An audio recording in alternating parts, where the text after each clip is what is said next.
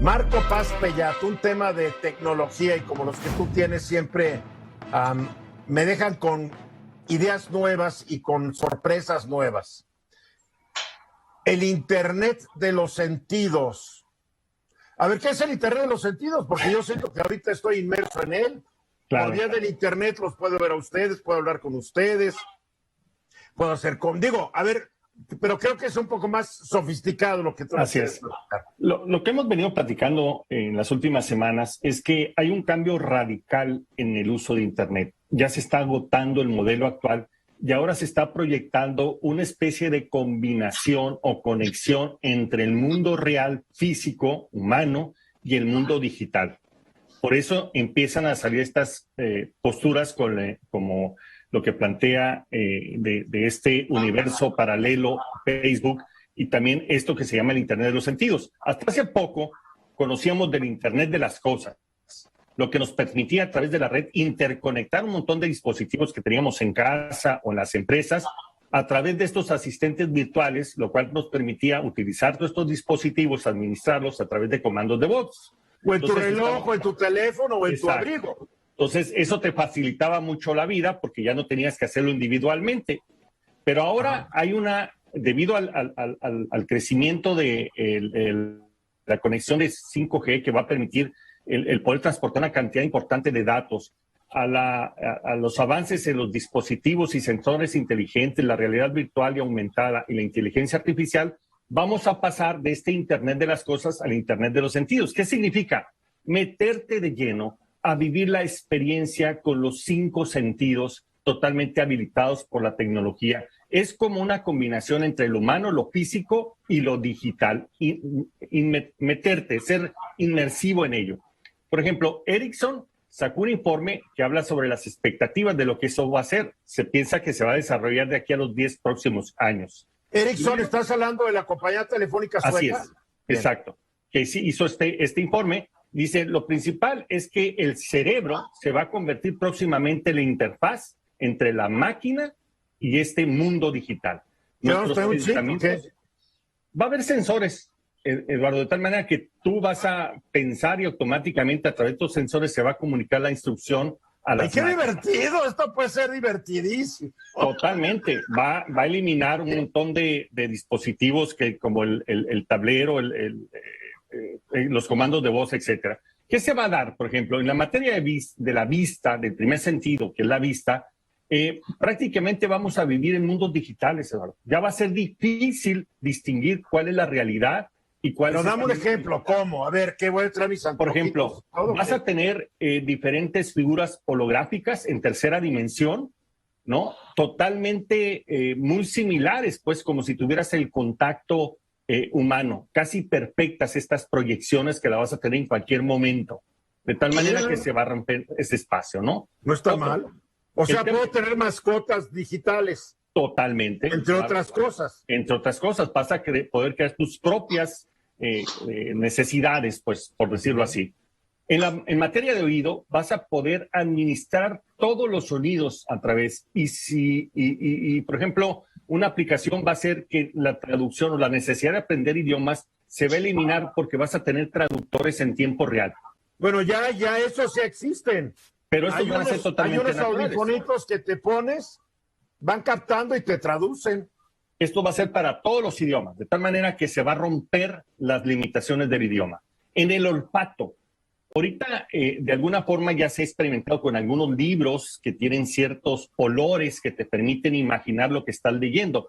Esto lo va a hacer más sofisticado la tecnología, pero es todo un reto porque hay más de 450,000 olores diferentes en el mundo real, pero ya están experimentando con tecnología para que tú puedas percibir a través del olfato esos diferentes... Bueno, hoy el olfato te lo estimulan entrando a ciertas tiendas departamentales. Totalmente. Y tú has entrado y acá, los hoteles de Las Vegas, es muy propio. Cada hotel tiene su aroma y entras y te están dando ya, te están manipulando tus emociones a través del olfato. Totalmente. En materia del gusto, vas a tener un dispositivo en la parte baja de la boca que te va a permitir diseñar digamos, digitalmente el sabor de lo que estás comiendo. ya no va a ser necesario crear el platillo. Este dispositivo te va a crear esa sensación.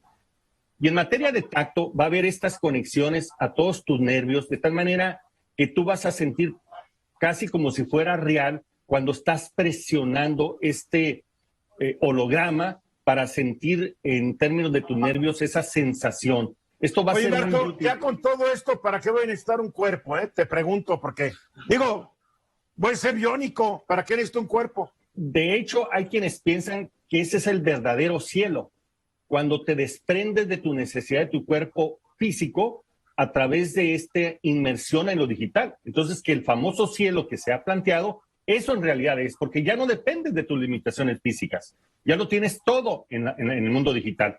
El gran reto va a ser el manejo de la información sensible a nivel personal y organizacional, y eso va a ser un tremendo problema. Y aquí la gran, digamos, el gran reto que va a ser, perdón, el gran tema es que vamos a ir avanzando poco a poco en el tiempo y eso va a crear una especie de retos para irnos adaptando desde psicológicos, sociales, legales y demás. ¿Quién dice que va a haber una conciencia individual? Lo que tú acabas de platicar nos está llevando a la singularidad de la que ha hablado siempre Raymond Kurzweil, que es la singularidad, cuando el hombre y la máquina se fundan. ¿Para qué vas a querer tener pensamiento individual? Tal vez vamos a acabar como las hormigas con un gran pensamiento colectivo. De acuerdo a lo que tú estás platicando, no sé. Hay quienes creen que ahí vamos a llegar. O sea, la tecnología ha avanzado, pero la parte filosófica de las ciencias sociales ha avanzado poco para resolver estos. Y no va a avanzar tanto porque no son ciencias, es la triste realidad. A ver, Luis Miguel. Una pregunta a Marco, pero a la mesa. ¿Esto va a implicar agravar el tema de adicción a los dispositivos? Si ya en este momento se habla de que hay gente que está literalmente trastornada por la relación con los dispositivos, esto es 3 pasos más allá en eso. No hemos resuelto la adicción a dispositivos muy básicos. ¿Cómo le vamos a hacer con aquello? Totalmente cierto, esa es la gran preocupación. De hecho, es una treta de las grandes plataformas tecnológicas para sacarle la vuelta a las limitaciones que se quieren poner en el mundo real y llegar a un mundo virtual donde ellos son totalmente los dueños y ellos ponen las reglas. Bernardino. Sí, oye Marco, películas de hace años atrás, de hace muchos años atrás, yo veía estas imágenes ya, ¿no? Se ha hablado mucho de esto, pero en la realidad, ¿hasta cuándo va a llegar y si realmente hay dinero para poder solventar todo esto, no, Marco? Ya estamos avanzando. Por ejemplo, las gafas de realidad virtual son cada día más comunes, más potentes y más baratos. Ese es los el traductores, igual los traductores. Exacto. Entonces, se va a ir dando, se piensa que en los próximos 10 años se va a consolidar este Internet de los sentidos, ¿no? Y eso va a ser, junto con el mercado, tiene que ser atractivo, barato. Sí. Lo interesante es que entrando en este mundo, caes en las garras de estas empresas.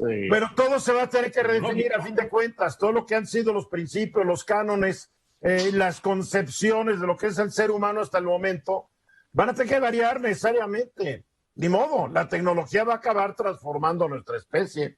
Así es una especie de fusión entre la realidad y la ciencia ficción. Daniel. La Matrix. Estuve pensando en la Matrix desde que empezaste tu segmento, Marco, y la escena donde uno de los compañeros de Neo que se sienta a comer un jugoso steak que dice, yo sé que no me estoy comiendo este steak en realidad, pero lo pongo en mi boca y sabe a steak, sabe a un buen corte de carne y es delicioso. Y eso era lo que a él le tentó de tal manera que traicionó a su equipo. Lo que me lleva a lo trascendental de la vida. Es muy difícil poder ponerlo en cuestiones tecnológicas, que es lo mismo que trató o describe Orwell en su libro de 1984, para poder describir una sociedad que solamente se comprende en términos teológicos. Y aquí es donde está el meollo del asunto. Esto es imposible. Bueno, tú crees que es imposible, yo creo que es bien posible. Qué buena discusión podemos tener en ello. Muy posible, y creo que tú también crees que es posible, Marco. Así es. Lo que vamos a vivir en los próximos años es otra revolución acelerada, donde toda esta idea del Internet de los sentidos nos va a cambiar la forma de comunicarnos, de sentir, de trabajar, de comprar, de colaborar y de divertirnos. Va a haber otro cambio totalmente adictivo y dramático. ¿Va a ser la 5T? Hazte cuenta, dales ideas, Eduardo. Recomiendo que lean a Ray Kurzweil. Habla mucho sobre esto y sobre cómo va a venir esta convergencia entre nuestra especie y la tecnología. Vale la pena. Vamos a los mensajes. Esta fue una producción de Grupo Fórmula. Encuentra más contenido como este en radioformula.mx.